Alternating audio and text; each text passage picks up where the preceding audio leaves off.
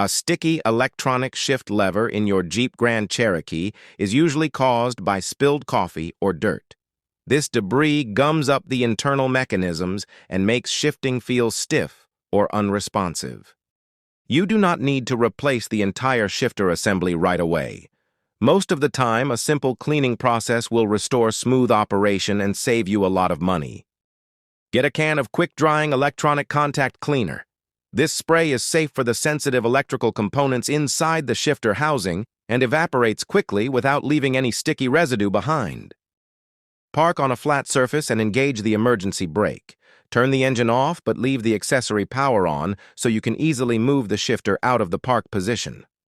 Attach the precision straw to the cleaner nozzle.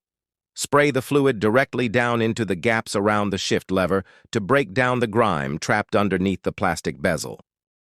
Immediately move the shift lever back and forth through all the gears. Keep sliding it firmly from park down to drive and back up again multiple times to work the cleaner in. Wipe away any excess liquid or loosened dirt from the surface using a clean microfiber towel. You should feel the shifter becoming much easier to move almost right away.